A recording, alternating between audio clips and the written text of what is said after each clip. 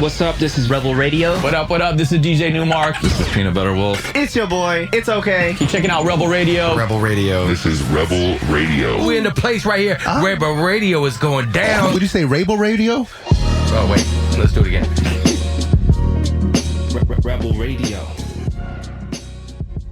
What's up, Rebels? Welcome back to Rebel Radio, the weekly show where I talk to the rebels who are shaping youth culture. We find out how they do it, why they do it, and what you can do to get a little piece of the pie for yourself. We're also the only show that features new music every week from our friends over at EDM.com. I'm your host, Josh Levine, and my guest today is my man, Steve1der. He's a great DJ, producer, remixer. He's the host of the Selected Eclectic podcast, along with DJ Spider and Mr. Best. And he and Mr. Best also produced one of my favorite mixtapes I've heard in recent years. It's on Mixcloud. If you look up the New Wave mixtape from Steve1der and Mr. Best, it's a great listen. Before I get into it, I want to tell you we're putting up more and more video on our YouTube channel, youtube.com/rebelradionet, and also on my Instagram. I'm just using my personal Instagram for now. You can follow me at JLevine. We're starting to put clips from our interviews up there, so you might find some of that. And we're going to get into the interview with Steve1der right after our EDM.com track of the week.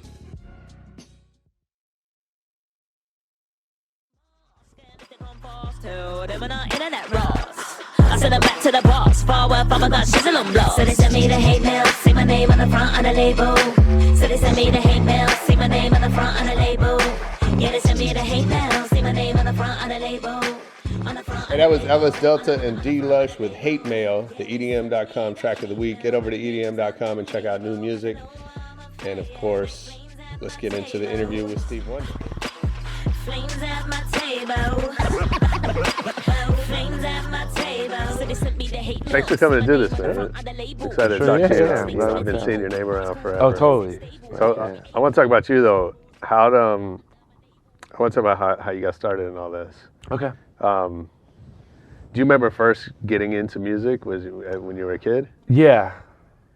My earliest memories was probably like Herbie Hancock performing at the Grammys, the Rocket thing. Oh yeah. I think anyone who saw that as a kid was just, especially for DJing and the scratching. Right. And, were you into hip hop and that before then? I mean, I was so young. Right. I don't know if that was '84. I may have been 5 years old. You know, yeah, it was luckily around. I had an older brother, 3 years older. Uh-huh. He put me on to hip hop. Okay. He taught me about break beats. You know, he's the one who kind of opened Pandora's box of it being more than just the song you're listening to, like the samples and graffiti and like it being a whole culture behind it, which once that is opened, it never ends. You know, I'm still searching for samples and stuff, you know what I mean? Of course, so like luckily I had that influence. So when he was 10, I was 7, you know, he was feeding me like, oh yeah, but that song is from this song. You know what I mean? And then it kind of like, I mean, even for 10, that's good. Yeah. Like, well, I up mean, on that. I always wish I was born a little earlier. I was born in 79. Okay. I like to say I was born in the 70s. Right. But, you know, I still like being 9 years old in '88 when it was like Run DMC, Guns N' Roses, like that's like kind of the height of MTV, like for sure. Creativity and just kind of like so many things were happening at that point. I like so many different types of music that actually were quality and had staying power. You know what I mean? I mean, of course there was hair bands and all that. But, yeah, of course. But I'm glad, you know, even saying I wish I was born young in an earlier age, I'm still happy that I got to experience all that because it did have a big influence on me, you know, like watching MTV Raps and you know what I mean. So, but yeah, I mean that performance with Herbie Hancock, I mean, it was hip hop. He had a DJ. Right. It was like break dance. It was like everything that was kind of the sound of New York at that time, which I'm still obsessed with, like New York circa like 80 to 85, you know what I mean, when all the cultures were kind of combining. I mean, it's funny you say that because, you know, we're just talking about music on TV, and it's like that moment, like for a lot of America, that was like their introduction to hip hop. Yeah. Right? And, And Herbie, I read his autobiography, and he talks about, he kind of talks about inventing hip hop, like from his perspective, right, on that night, and how that show came together and all that. Well, that performance too, with all the mannequins and the robots, it was so abstract, like I think a lot of DJs and hip hop heads who are older than me always say Sugar Hill Gang Rapper's Delight is like the first record they bought, or that's the moment, But that was 79, so that's when I was born. Right. So my moment kind of was the Herbie Hancock, and just kind of like the eclecticness. It was very like Basquiat. It was very underground New York, like what he captured. You know what I mean? It wasn't like commercialized or like, you know what I mean? So that connected even more. Even the idea that song was a hit, right? If you listen to it by today's standards or by the standards back then, right? There's hardly any words. I mean, there's no words basically. Just the fresh. Or the it's just some scratches, right? And and like the fact that a record like that could be a hit. Yeah. It always reminded me of the Beverly Hills Cop theme song, because the synths are the lead. Yeah. But it was just so funky and so like, it had that Kraftwerk electro. Sure. But it wasn't like super fast. It was like right there. It was just like, it was dope. So yeah, that was a huge influence on me and music and just like hip hop culture. So were you like hip hop head from day one pretty much then? Yeah, I mean, I always, like I said, Guns N' Roses, like I always liked rock. I was just a fan of music. But I think, like I said, when my brother kind of helped me see the depths of the music, and I mean, there's depths in any genre you're going into. It always, you can dig deeper. But that's when I was like, all right, I want to know more. And I mean, Fat Boys, just so much influential as a kid, just like it was like, I always like to say how hip hop in the 80s kind of correlated to wrestling, like the big, the big personalities, you know what I mean? Like the Fat Boys were such a outlandish kind of like marketed, created group, and it's just like, I don't know, like just a Hulk Hogan. Fat Boys had a movie. Yeah, exactly. Disorderlies? Yeah, I saw Disorderlies. Like, I remember seeing Disorderlies. And that's like a crazy thing, right? Like, I mean, because now you look back at them, they're kind of gone, right? And from history. Yeah. Like, except for us. Most people. Oh, yeah. You know what I mean? Yeah. Most people never heard of most hip-hop fans never heard of Fat Boys, right? Yeah. But they got their own movie. No, I mean, like, their impact on the culture was huge. Yeah. You know what I mean? Like, from, I think they won a competition to be in the Fresh Fest or something. I might have my history wrong. I went to that Fresh Fest. Crazy. I went to year 2, I think, 84, 85. Oh, wow. Yeah, and just kind of them, I think they came out of the Fever, but just kind of how their evolution of like what they, from like, what they were the Fresh 3 MCs or something. And, but just like, that was the early days of marketing, with Run DMCs and my Adidas. Like, I went to the Adidas party on Saturday, the whole like, and it's just like, they were so ahead of the game. I mean, we're talking 33 years ago to have Adidas sponsor, and none of that was heard of. And it was just so, when I read about it, and that's what's crazy too, is that marketing people and branding, like just people that were open, because rap had a stigma back then, like them playing rap videos on MTV, so like it's crazy, whoever was doing the marketing, Swatch Watch with the Fest, those people that were willing to take a chance on the music really were ahead of their time. As you see now, it's everything. Like, man, I was talking with somebody about that the other day. That like Swatch, they blew it. Yeah. Right, because when I was 14, like that, every kid wanted a Swatch. Yeah. And part of it was the music stuff, and part of it was just like they were making this watches unlike anything else on the market, with the see-through and all the colors and the wristbands you could swap out and all that. And like, where'd they go? Yeah. Yeah. I don't know. But somebody had the idea at the beginning, and they were on it. Yeah.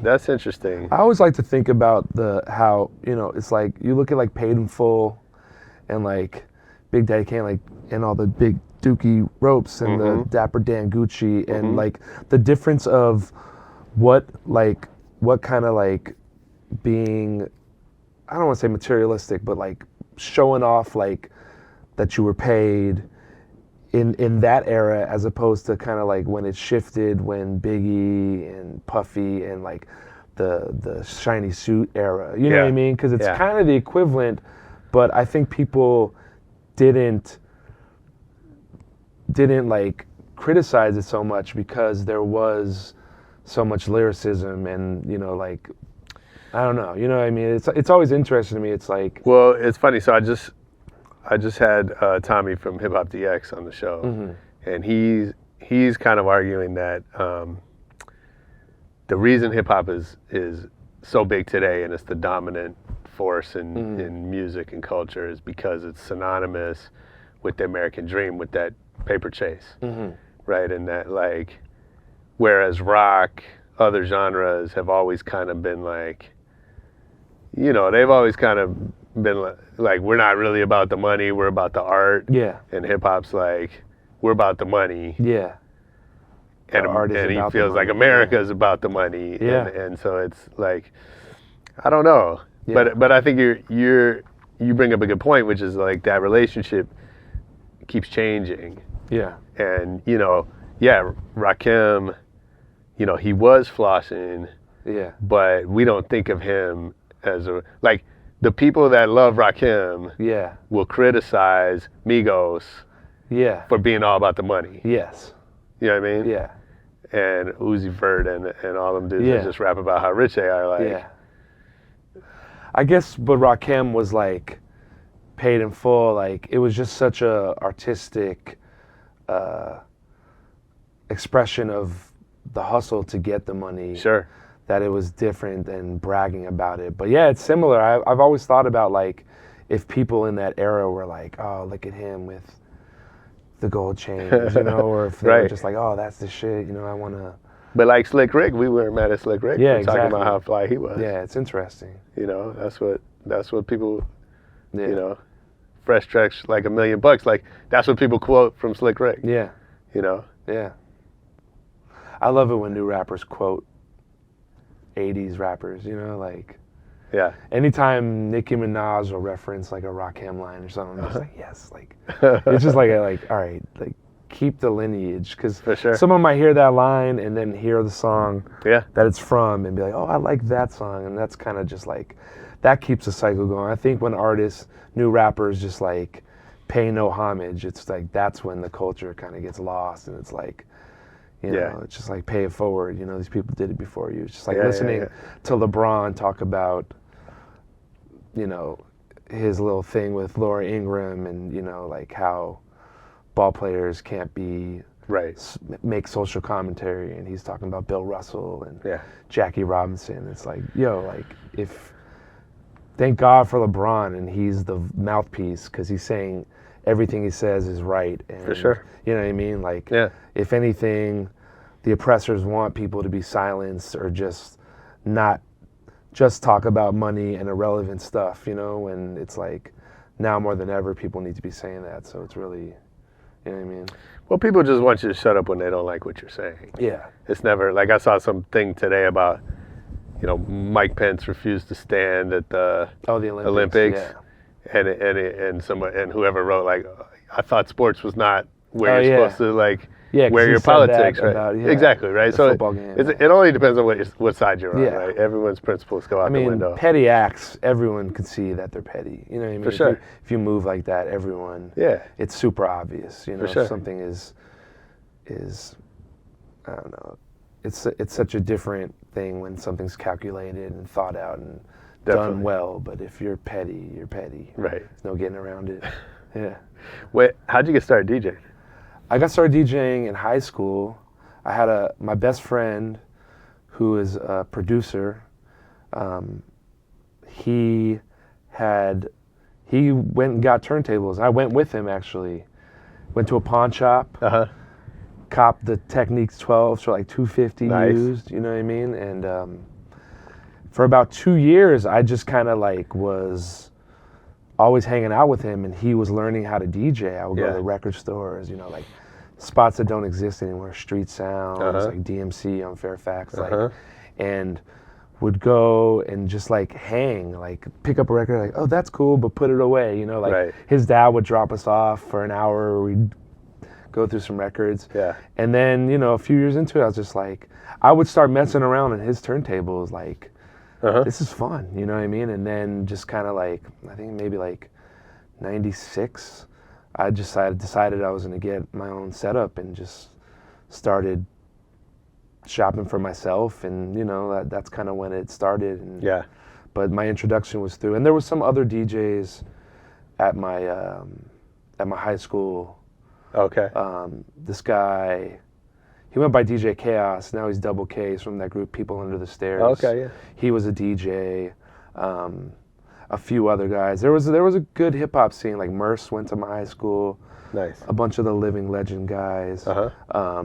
So there was always music kind of around at school, and we'd leave school and go to tapes. There was this record store, Martin's, that was on Pico. That was real dope because would get so many promo records. Yeah.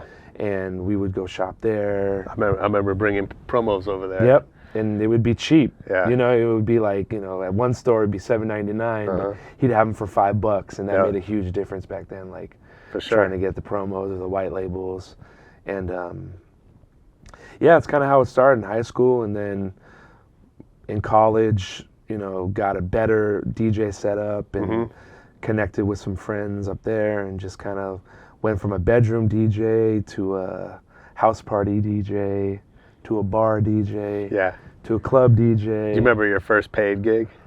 First paid gig? I guess not. I don't think so. I mean, Okay. I can remember my early gigs. Like, I used to DJ at this Indian restaurant on Sunset in Silver Lake, and used to love. Electric. It was called Tantra, I think, actually. Oh, okay. Yeah. It's kind of like, it's right by the junction. Yeah, I know that one. Yeah. And it had a second That's like the second fancy floor. Yeah. Yeah. Had a second floor. Yep. And I would lug my records up the stairs, and I have to take one crate upstairs, walk down the stairs, take the next crate up. And that was one of the first, like, I was through the 90s, I was real underground. Yeah. Spider will even attest to it. I was real anti. Like Backpack.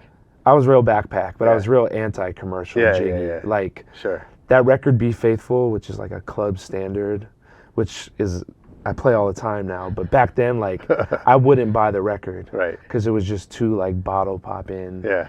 But that's what the scene was like. You know what I mean? And, Yeah. I mean, in New York, you know, that's what was happening. I was real Freestyle Fellowship, Farside, real underground LA, and stubborn, you know, and I missed a lot of music. I mean, I feel like that was I mean, I think that happened everywhere, but I think especially in LA because, like, the scene got really big here off of gangster rap. Yeah. That, like, the underground was way more underground. Yeah. Well, it felt cool to be part of something that was, or to be a fan of something that was so, like, grassroots. Yeah. And kind of, you felt like it was your own, you know, Yeah, like yeah. only like a certain amount of people knew about it. Like even today when I mention it and other people are like, oh, you know, you still feel like, oh, you course. knew about that? Like, Yeah. So I think that's what kind of held me. But also I was really ignorant and stubborn into being open to other music, you know, Yeah, like that's youth, I think. I didn't get into house music till the 2000s. Like, Right. you know, like this people are digging this stuff. You got to play it. You know what I mean? Like I never. Was there a house record that, like, opened your eyes? I mean, the Daft Punk stuff started Yeah. coming out, and I was like, yo, this is funky. I mean, a lot of that French house was just different to me. for sure. But I wasn't, you know, I wasn't a club kid per se. You know, I didn't start going out to clubs till I was actually 21. You know, like. Okay. And I think house was much more of a New York thing. Like, there was a scene out here. I know there was, like, Deep and, like, those spots, but I never really went to them. I was still, like, hip-hop. Yeah. You know what I mean? Yeah. I mean, it's funny because hip hop, like, had that, you know, on the one hand, there's the sampling, which enabled them to, like, incorporate any sounds, right? But on the other hand, and I was part of that, of, like, saying no to all this other shit, right? Yeah. That's too commercial. Yeah. That's too techno. That's too, gangster, whatever. Whatever your thing was, it was definitely about keeping people out. Yeah. Well, it's tough. I mean, that's always been the catch-22 about being a DJ or an open format DJ, or just, like sticking to your guns and just playing what you hold so dear, as opposed to playing for everyone. Like, it's tough because you can pigeonhole yourself, or people will pigeonhole you as this type of DJ, like he does that, But I wish I would have known my younger DJ self that I should be open to playing everything, because I'll do weddings, I'll do all types of stuff, and have to, work with the client and see what their playlist is, and just it's good to be versatile and flexible in terms of playing all genres. And if I had known that, that's one thing I'd say to a young DJ. Like, I mean, it's either like love one kind of thing, like go hard on that, whatever it is, if it's boom bap, if it's soul, if it's house, that's what you are, or be well versed in a little of everything, because you want to be a chameleon and kind of adapt to all different kind of parties. And if you're going to travel, and if you're going to go to Miami, you might play more Latin stuff. If you're going to go New York, so you never know. So was that something you learned the hard way? Was there like a moment where that? Yeah, I mean, I got booked through this guy, Rocktacon, one of my first gigs in New York, and it was like a New York spot, and I was it's probably 06 maybe, and I just got on Serato, and I was just like, I want to do gigs, and he booked me at the spot, and he was like, oh, by the way, it's like all house. And I didn't know, I mean, I had like a handful of house records. Right. Like I was not deep at all, but it did force me to like get hip to the music quick, and go on iTunes and find house playlists. Like, I like that song, I like that song. And somehow I managed to do the whole night, it was one of those New York, like 5 hour to 4 a.m. joints, and I made it through, you know what I mean? Like, for what it's worth, I didn't get kicked off. So, but yeah, I mean, there's definitely been times like that where I'm like, oh, I need that. And but now that we're on Serato, it's so much easier to just like, yo, I need this. Yeah, I mean, otherwise you'd have had to go find a crate. Yeah, I was telling someone about Serato and just like the good and the bad, and weighing them, I think it's the bad outweighs the good. Really? Honestly. Yeah, like I would rather go back to lugging my records and dealing with all the inconveniences of being a vinyl DJ than have everyone in the world be able to decide to be a DJ just like that. Okay. Every actor, every promoter, every bartender, everyone's mama is a DJ now, and I would rather just, because when you were on wax, your record collection mattered, what you played, the depth of your records, like if you had something rare, like it just marginalized everything. And I'm sure photographers and videographers feel the same way about Instagram. And so, I mean, I love it, you know what I mean? But at the same time, it's a good conversation or debate on like the good versus the bad of all these technologies and how they've changed the industries, So has it changed your DJing? Obviously, like, you said kind of being open to different formats, different genres, I think, but beyond that, has the fact that everyone in the world can be a DJ, has that changed how you approach it? Yeah, I mean, it's made me, there's a lot of really dope DJs out there now. You know what I mean? There's a lot of people, there's just so much music out here now that like I can get hip to a new DJ and hear a whole set from them, and they're playing all this dope stuff that I've never even heard. I'm like, but I'm like, I want that music. I want that, so if anything. Who's come up recently like that? Well, I just went to the Red Bull 3 Style in Krakow, actually. I was out there kind of networking, and I was trying to build like a network of DJs from different countries, Europe, if I want to go out there. And there's just such dope like DJ Puffy won it last year. He was really dope. This girl Nina Las Vegas was a judge, and she played a really eclectic set that she didn't stick to one genre. It was changing. It was just so impressive. And yeah, like I didn't know one song she played, but it was all funky and just unique, you know. And that's the thing. It's like, do you want to hear a DJ that I really admire two things about DJs. One is their technical skills. You know, like you could play the same songs you hear on the radio you're sick of, but if they're manipulated in a way, you're like, oh, that was dope. Or someone like Nina Las Vegas who just played this set that I was like, I don't know any of that, and I loved it. You know what I mean? Like, how often do you go out and not hear a song that you know, but you still like had a great time? You know? So for sure, it's something really unique. So yeah, I mean, things like that, and like, I'm like, oh, like, what song was that? Like, it had this beat with that lyric. And, you know what I mean? It's definitely keeping me on my toes now. And you know, now that it's so much more accessible to so many people, like, there are a lot of great DJs who are just like really artistic and doing their own style and vibe, you know? Well, I think, you know, I mean, I'm not a DJ, but hearing you talk about the good and the bad of it, right? Like, I would hope, and I'm gonna ask you if you're seeing it, but I would hope that the proliferation raises the bar and it ends up making the best DJs better. Yeah, I think it does, for sure. That's kind of what that Red Bull competition is about. It's like,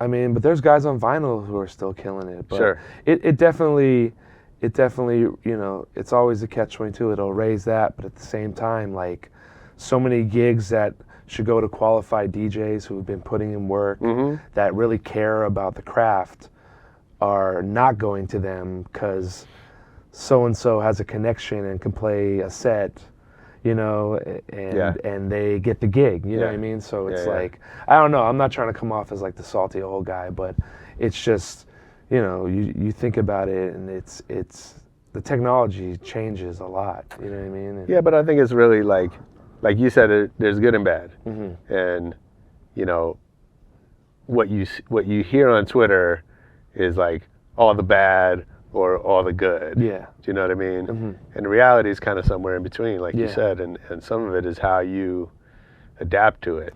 Right. Well, I think a lot, like, I never got into DJing to make a career out of it. I just... What was going to be your career? I didn't really have one. I went to school for broadcasting. Okay. I got my degree in broadcasting. I was working for this commercial production company called Anonymous Content. And that was a really cool job, and they were growing. A lot of directors I worked with, like, helping them edit their reels. And I could have stayed with that, but what happened was I kind of... I was going to say about the that Tantra gig, when I was DJing at the Indian restaurant, you know, I was making whatever, a couple hundred a night, and I started to hear about this guy DJ AM, and like, it was almost like this mythical figure, like, DJ AM, like, this guy does all the hottest parties, makes 20,000 a night, he just did blah blah blah, his birthday party, and then you go on his website and he had all these brands, and he was scratching, and it was like woo-ha, like, and the AOL sounds like, oh man, this guy's like dope, and he has like his marketing together, you know, like, I was not even thinking on that level, you know, and so that being said, like, it kind of like, I had known Spider, and that was kind of, I don't know if he told the story, but that was kind of like our thing, is like, we wanted to like connect with AM somehow, just because it was like this guy, you know what I mean? You heard, like, you didn't hear about any other DJs in kind of like the word about him and stuff. So we ended up doing Magic Trade Show in 2005. Packed his Forerunner up with records, turntables, everything, and we ended up spinning at the Bongo Jeans like little booth.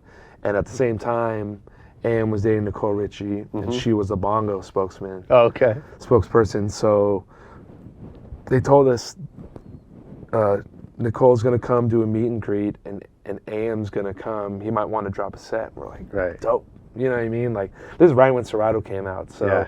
and that's what happened. He came and he was playing a set. We have video of it. We posted on YouTube, and he was doing his thing. And he had Serato. I don't even know if we were on Serato yet, but yeah, he was like, "Yo, I just got every Ultimate Beats and Breaks vinyl ever from Jazzy Jeff." Like, and we're like, what? Like, just the concept of digitizing music was crazy to us. You know? So, like, that was blowing our mind. Yeah. So, and then he spun, and we were just like flabbergasted by his skill and just what he was doing. And we then we went to LAX, had just opened, and kind of met his friend Kevin Scott, and just kind of started to build a relationship, you know, and it just kind of grew from there. And then, like I was going to say, so we got kind of caught in the wave of AM.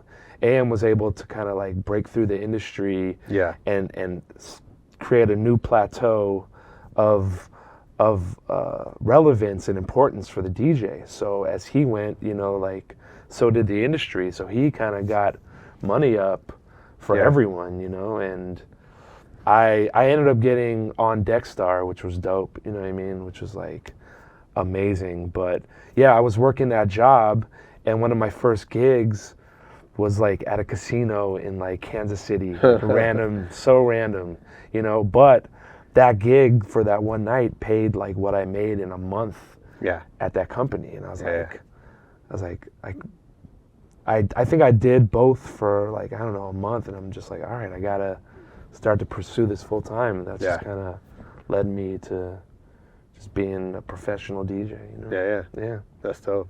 Yeah, it's crazy. Yeah.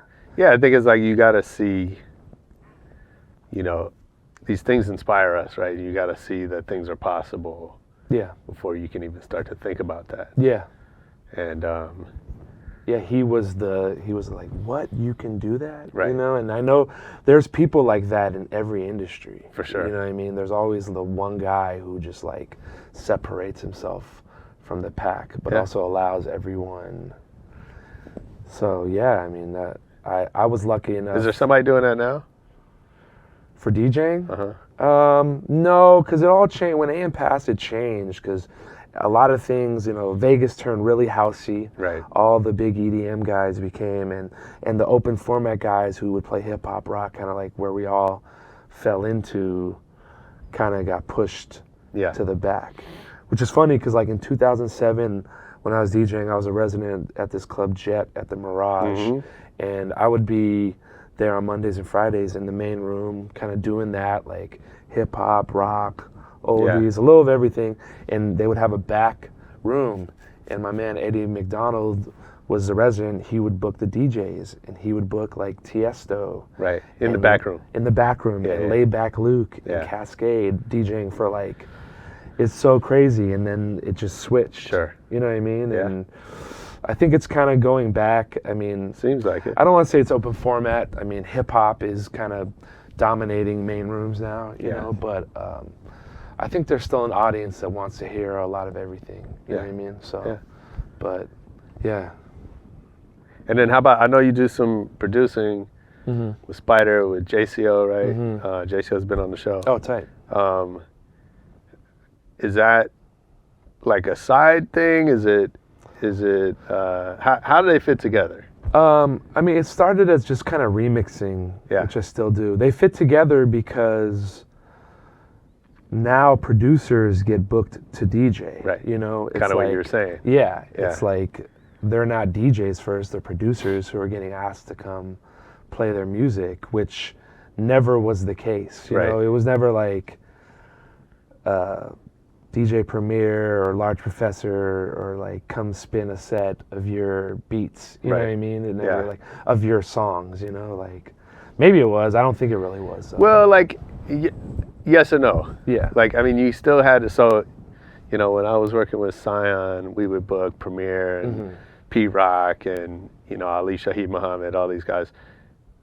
But they had to be, they were good DJs. Yeah. You know what I mean? And they had to like, so it wasn't like, come play all your P-Rock and CL Smooth records. Yeah. But definitely when he would drop one, well, he wouldn't because he was mad at CL. Like they had beef. But like when Preem would drop like a Gangstar track, everyone would go wild. Yeah. But it wasn't a set of Gangstar. Yeah. You know what I mean? He was playing everything. Yeah. And so I think like there was that, definitely as a promoter, there was that like he's going to draw more because of who he is as a producer. Yeah. Do you know what I mean? Like, yeah. But at the same time, like, if they didn't, like, I don't want to, like, some of those guys were not great DJs. Yeah. Those three I mentioned were all great. Yeah. When they wanted to be that night. Yeah. But these are events you're talking about too, not like clubs. Not like nightclubs. Like stuff. This is our club. Right. These are our guys. You're right. know, like, No, you're right about that for sure. I'm just saying, like, they still had to show and prove as DJs. Yeah. Whereas Calvin Harris, like, no one's really paying attention to whether or not he's DJing and what the set is. It's still like. the same thing. They want to hear him play his song, his big record. It's exactly. It's like. I mean, I think that's just like, the way I look at it is like DJ has just taken on multiple meanings, and people on the other side of the curtain don't really know the difference. Yeah. You're almost better off being a producer who makes a name for himself and gets a lot of hype and maybe a hit record or some placements on some big albums, and then getting bookings, you know what I mean? Because you're going to be working with some type, there's not too many DJ booking agencies or management companies. I mean, there's, like the CAAs of the world, they have DJs on their roster, but like... But it's like Scam and Yeah, but if you're connected, if you land a song on a Kendrick track, Yeah. Like this industry is very much about affiliations. For sure. And who you're connected with. Like, I don't know if he does, but I'm sure like a DJ Dahi, who's got some amazing records on some big albums, like his asking price, or he can like book a tour a lot easier, a DJ tour kind of off of, I mean, he is DJ Dahi, but a producer kind of in his lane, you know what I mean, who's working with Kendrick and all these dope artists, like that's almost more like than just like the open format guy who can rip it up, but is just like the DJ's DJ. So basically, if you're saying be a producer, but put DJ at the front of your name. No, well, that's, I think he probably was a DJ before the beats were popping off, but I just think do them, if you like making beats, do them coincide. I want to talk about the new wave mix. It's like, it's my favorite mix. Oh, dope. Yeah, I love Nice. it. Yeah. I love it. And I love, I mean, that's all music I grew up to. Yeah. But the way you flipped it. Yeah. And so talk about, like, I noticed in the description you said, like, this is not a normal mix. Yeah. So, like, talk about that. Well, shout out to Mr. Best, who I did the mix with. I just saw it more as like, we really like curated it. We like were real particular on what fit and what didn't, and I think on mixes, you can just like, anyone could do a DJ mix and put a bunch of songs together, but we were really keen on everything fit the vibe of that we wanted the sound to kind of just have one, it's hard for 60 minutes that everything fits. Yeah. And that's what I always got in DJing is keep the vibe going. Don't do something that people are like, oh, like switched it up, you know what I mean? And so especially like if people are in the car, in their house, just listening, they just wanted to like vibe out. And kind of that's, the idea was just kind of 80 songs that have been remixed, but like really remixed, not like a re-edit or different drums on it, but just like someone who took a song, played all their music over the acapella, and just kind of made it, I don't want to say better, but unique and good in its own right, you know, and it was just a continuous mix of that. And so I know, you collab with Mr. Best, with Spider, with JCO, like, why does that work for you? What makes you a good collaborator, or what makes that good for you? Someone to bounce ideas off of, really. Like, when I was just in Poland, I was just telling someone about traveling, and like I was in Germany for 2 weeks, like a few years ago, and I loved Berlin. It was an amazing city, like so many museums, and there was just something about being by myself that the whole time I just wish I had a friend, someone to share the experience with it. And that's how I feel on projects, you know, it's just like you can bounce ideas off each other. Oh, this works, that works. You know, just input, and, you know, like, I'll be the first one to admit, I can do stuff technically working in Ableton, but I'm also limited in some points, and sometimes a collaborator can step in and, oh, this is how we do that, or this needs to be done, and it's just... Have you tried collaborating with people and then you're just like, this is not going to fit?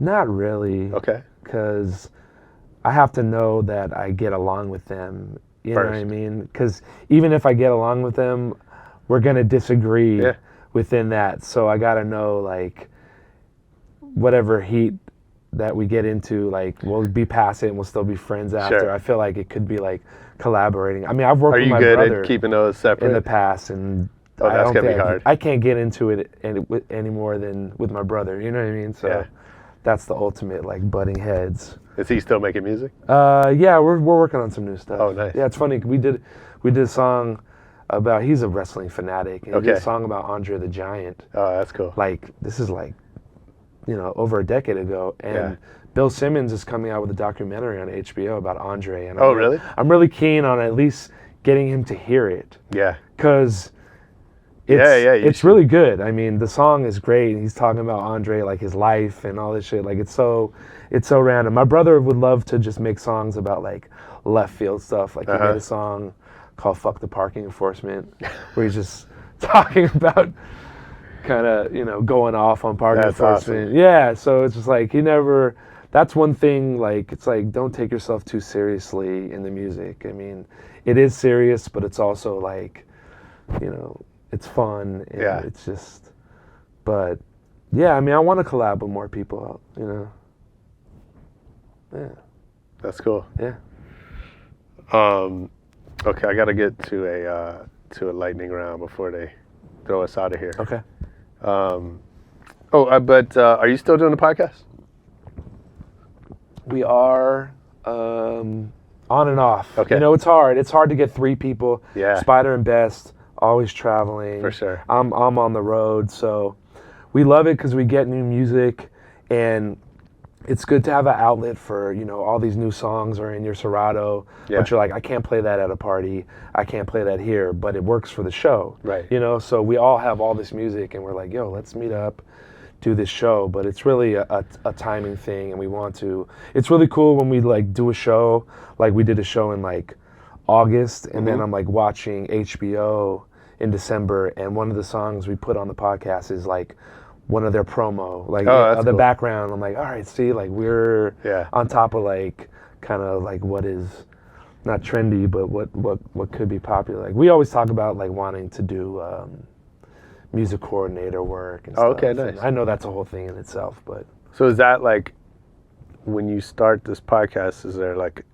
there a goal, or is it just like, yo, this will be fun, let's do it? I think it's more just get music out we like. You know, the best feedback is from DJs. Is, oh, I love the podcast. I mean, if we can, you know, I mean, I feel like commercial radio, the stuff you hear is so redundant and played over and over again that, you know, there's a million outlets now, obviously, where you can get your music. So we're just trying to provide another one that we feel kind of fits our vibe. You know what I mean? Like, if we're playing cool, eclectic stuff, like, you know, if event people hear it and they're like, we want that stuff at our event, great. You know what I mean? Like, that's kind of like, this is not your ordinary podcast. We're kind of just playing other stuff. So, but I'm sure we'll work on more. It's just like the reality. We went hard in the beginning because when you launch the pod, they'll put it up if you get a lot of listens. And then kind of, you know, obviously it's hard to keep it, but we have guest mix and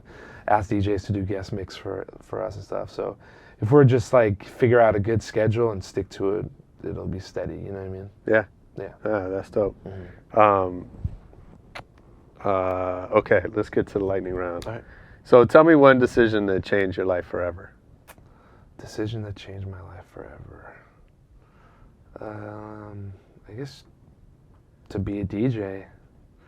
I mean, it's all I've known pretty much my professional career. You know, it's kind of scary thinking about life after DJing. But the older I get, obviously, I got to think about it because it's kind of all I know. You know, so it's definitely a love for the music. You just get so caught up in the music that you just put blinders on everything else, especially when producing or just working on stuff. But are there moments where you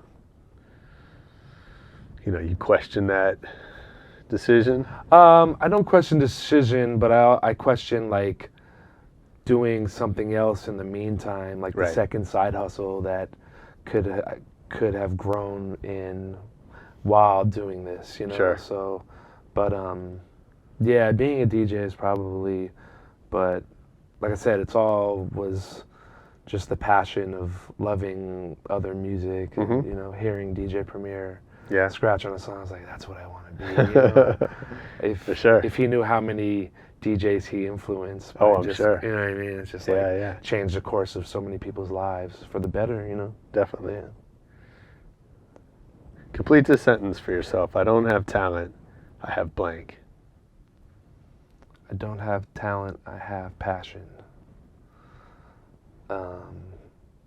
You know, like I said, the passion, the love of the art and the music is kind of what drives. You know, I'm not the biggest hustler, networker guy, you know, but a lot of my success has come from the work I've put in with my remixes that other DJs play. You know, it's helped me get my name out when I travel to Krakow and I meet DJs and like, oh, I play your stuff. You know, there's no better feeling than knowing like I've been able to influence someone I've never met. You know, it's like absolutely.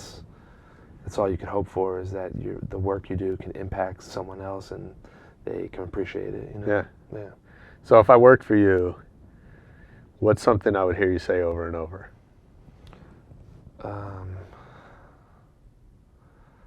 If you work for me, it's a tough one. I never thought of myself in a boss position. Well, like, you know, manager, publicist, booking agent, you know, even if we're collaborating on music. I guess just get it done, maybe. Okay. You know, just like, I know it's kind of generic, but just like the end goal. I mean, a lot of my struggles is actually finishing beats I work on, but I know the most important thing is just finish what you're working on and move to the next thing. Don't get caught up thinking about what you need to change and this and that. It's like the people that excel and get further are the people that keep it moving. So kind of a keep it moving mentality. No, that's interesting you say that, because some people, you know, they say that some people like to start things, some people like to finish things. I'm good at starting both are things. important. I'm really like, whenever I start a new remix or something, like kind of prematurely I send it to a friend, like, what do you think of this? You know, but also kind of sending it to them to like get feedback, direction, you know what I mean? Yeah. And it's like you can really hold yourself back worrying about, you're not going to please everyone with the art you put out. Right. So, I mean, if you just constantly put out trash, it's going to be obviously, because no one is going to mess with it. You're not going to get any good feedback, you know, but it doesn't hurt to just, you know, like, my thing is I do a lot of different stuff. I'll put out a trap song, and then I'll put out a Mary J. Blige R&B remix, you know what I mean? Like, I like so many different things that I don't have, like I was saying earlier, I don't have one thing that I go hard on. Yeah. Just kind of dabble in a little mix of everything, you know, so. Yeah. What's your favorite city to travel to? Favorite city? I loved Berlin, and I loved Tel Aviv. Was incredible. Oh, really? Yeah, Tel Aviv blew my mind. Really? Yeah, it was like just being out there in the Middle East, and it's like a mix of LA, Miami has the beach. Yeah. New York, because it has nightlife, the food. I mean, then you go over to Jerusalem, and that just blows your mind. Being in the old city, you're just like, I bet. This isn't a movie set. You know what I mean? This isn't Universal Studios. This is like real. This is it. You know. So, yeah. That's cool. Yeah. I gotta go. Yeah. What Is there a book that's had a big impact on you? Not a big reader, No. to tell the truth. I listen to audiobooks Do a you? lot. Yeah. So what? And I listen to a lot of podcasts. Yeah, you mentioned when we connected over email. What are some big podcasts for you? I love Jalen and Jacoby, just Okay. on some like sports hip hop stuff. You know what I Yeah. mean? I love the Combat Jack show, R.I.P. Yeah. I mean, he was the originator. You know what I Definitely. mean? Like, I remember before they had the theme song, I used to listen to that show early. Uh-huh. They did a contest, and they would play beats every week. Like, Oh, should really? this be our theme song? And the one that was the main one was it. But yeah, I mean, I always found solace in like driving or just like listening to Yeah. just good, thoughtful conversation. You know, it's Yeah. it's what I want. You know, it's just like I'm glad that podcasts are a thing because it just gives you such another level of like whatever you're gonna find on the news or. Well, it's funny because I'm the same. I'm an audiobook guy. Mm-hmm. I always have an audiobook going, but sometimes I need to take a break and hear like the conversation, hear Yeah. like real people talking, Yeah, whatever. So then I go to the podcast. I have so many, honestly. Yeah, I listen to Pod Save America. they just got an HBO show. Yep. I was Crazy. on them early. I mean, Yeah. my boys, DJ Crooked and DJ Neva in Vegas have a new podcast. It's about being a DJ. Oh, that's and I cool. love hearing DJs talk Yeah, because they're talking about like, how did this record work? yeah. How long of a shelf life did it have? And it's just like, just listen to any DJs who, I really respect those guys. And, you know, they've been in the game and crushing it forever. So Yeah. just like, they know what's up. And it's just like relatable. You're like, Yeah, oh, yeah. like, that's how I felt about that song or DJing in that club. Sure. Or playing for that type of crowd. So What's the podcast called? it's called Road, Reflections yeah, of a yeah. DJ. Yeah, it's Yeah. new. Yeah. I heard Captains of Industry. Oh, yeah. They just had Shecky, Uh-huh. Jonathan Schechter on. Nice, And that was a really good. That guy's got gems for days. for And, sure. Yeah, even just listen to him shoot the shit. I'm just Yeah. like, this is great. Honestly, I listen to more podcasts than music. Honestly, I don't know if that's good for me. People I was like, you check out the new Migos album? Like, nah, I've just been listening to podcasts. Like, I just need to stay Yeah. in tune with what's happening and think all it's- different spectrums. You know? It's easy to get overloaded with music too. So Yeah. sometimes you need a break. Yeah. I think SoundCloud is my music. SoundCloud and Mixcloud are my two like music services for choice. Like, Yeah. because you can just find all types of stuff. And Definitely. It's just like, it's really popping there. What movie do you think you've seen the most in your life? Movie. Damn.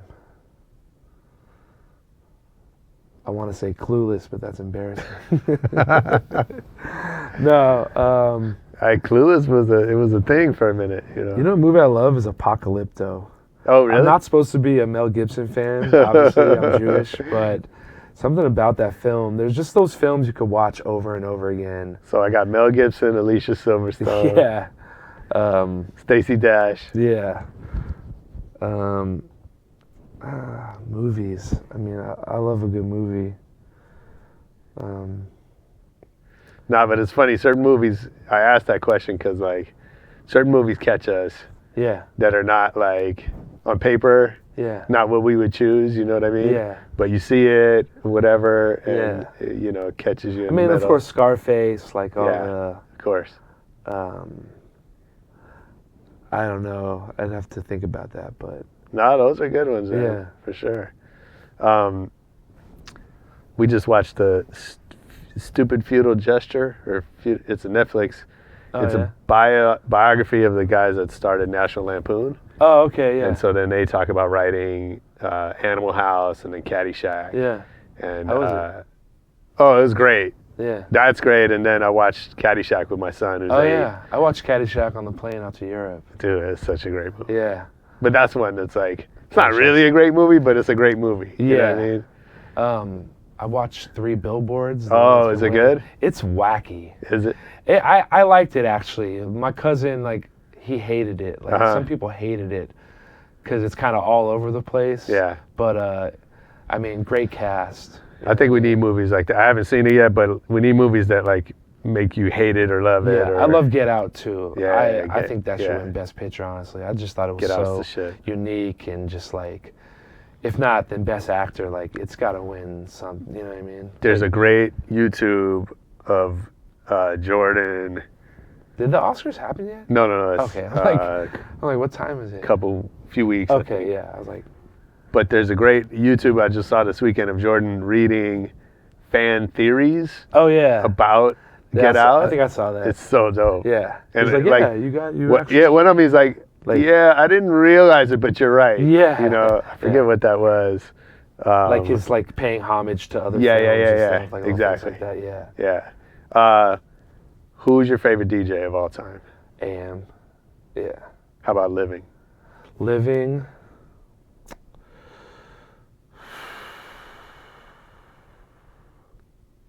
That's tough. Man, I guess I'd say I have DJ Premier. Yeah. You see the play? I love my man DJ Mighty Mai in Vegas. I will always go out there. He plays one of the biggest clubs at the Wynn, and he just always keeps it new and is just like been in the game for so long and I mean, he's a dude that like still hungry for new songs, and we're always trading music, and I'm just like, I just admire the passion, the skill, like the love for it. Yeah. You know what I mean? Like, you just meet these people for sure that share it. And Spider, Best, you know, all my homies, like, I just try to associate with cats that I aspire to be like and that I really admire. I mean, Mighty Mai's a dude, like, talk about the journey from where he came from. Crazy. Right? Yeah. That, I think he was at the Fresh Fest. Him and Shecky were there too. You know? Probably. Yeah. I'm sure. That might have been in Philly though. Yeah, I'm sure it was Philly. I was in Oakland. Okay, dope. But you know, like he was making those backpack records. Oh yeah, heavy. That like heavy and there's no way you would see the guy he is now. No. And have thought and that. he might not have even saw that. No, you know? I'm sure. Like, but yeah.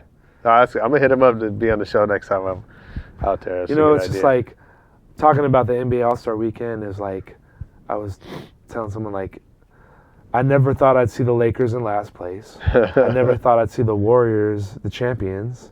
And even going to that Adidas event, I was like, I never thought I'd see the day where Adidas might be more popular than Nike. Right. But all these things can happen. Yeah. Like, if you could tell yourself, like, you can't see it, that means it might actually happen. You know what I mean? It's more likely to happen in that sense. For sure. You know what I mean? Like, for sure. And as a Warriors fan who grew up never thinking you'd see the Warriors towards the end of the season, you know. Yeah. But who thought a guy that's 6'3", change the league. right? Yeah. Like that's you'd call that impossible. Yeah. Right. Yeah, it's amazing. That's a great point. That like those things that you never think are possible. Yeah. Just like if you tell yourself that, right when you tell yourself that, you might want to then say, actually, it might be possible. Like, yeah, for you sure. know what I mean? Like anytime I hate on like a new record or something, like I'll tell Spider like, oh, that's just crap, and then I end up liking it like a few months later. You know what I mean? Like if I hate on it at first, that means I'm actually gonna like this eventually. You know what I mean? Well, I learned that like, you know, when I was starting my career, I kind of, it wasn't like my goal, but I kind of had this thought of like being an A&R guy, and then I realized that my taste is my taste, and like there's a few things I've passed on that have gone on to be, you know, household names and game changers. Oh damn! That I just didn't see it, and while you were A&Ring? Well, I was managing. Yeah. But like I've told this story, but you could have made a move on it early. So I had a shot at meeting Eminem to talk to him about management. So that doesn't mean he would have picked me or whatever. Shecky was working with him. Yeah. So like, but at the time, it was like I was like, oh, this kid's dope, but no one's gonna buy a white rapper. Yeah. Right. I saw and Eminem it had nothing to do with his skill. Yeah. But it had to do with like I just didn't see it. Yeah. Right. I just didn't see it happening commercially. Yeah. You told yourself that. Yeah. I told myself like, white rapper, that's not gonna happen. I like it, but you know, it's just gonna be a few of us. If you had the ability to catch yourself saying that, yeah, you could have then for sure. Well, scratch that. I'm gonna. There's a couple others too, and I can't remember, but he's definitely the biggest. I saw him at the Fillmore for the Lyricist Lounge Yeah. for when I was in college. I went to SF State. Okay. And that was an early M. Yeah, yeah, where yeah. He was just probably like just another guy, and I was like, yo, he was dope. Yeah, Yeah. for sure. Yeah, so there's a few of those. So I was like, you know, so that taught me like, you just have your own, you know, I just got my own thing, and Yeah. it's not, Absolutely. you know, but when you tell yourself it's not going to happen, that's a great lesson. Yeah. Man, thanks for doing this. It's Absolutely. been fun Yeah. talking Thanks to for having you. me, man. Appreciate How's everybody find you online? it. I have a website up, but it's kind of just a flash page for all my Okay. other stuff. But What's your, Steve1der. is there a channel where you're most active? My SoundCloud, Yeah. which I think is DJ Steve1der. I mean, if you look up Steve1der, that's how it's spelled. Like Yeah. in Google, all my stuff will come up. SoundCloud, Insta. I'm on Insta a lot. Addicted like everyone else. Yeah. But Twitter here and there. I mean, Facebook. definitely everybody check the new, wait, tell me the name of the mix. The New Wave. mix. Yeah, and that's on Mixcloud. So good. Yeah. So good. I was Thanks, man. banging it all weekend. Yeah. Dope. Love it. Dope. Dude, come back Amazing, anytime, amazing. man. Thanks. Appreciate it. Yo, that was Steve1der on Rebel Radio. I hope you enjoyed it. I know I did. Make sure you hit us everywhere. Twitter, Facebook, YouTube. Send me a postcard. Do whatever you feel. And most importantly, come back next week for more Rebel Radio.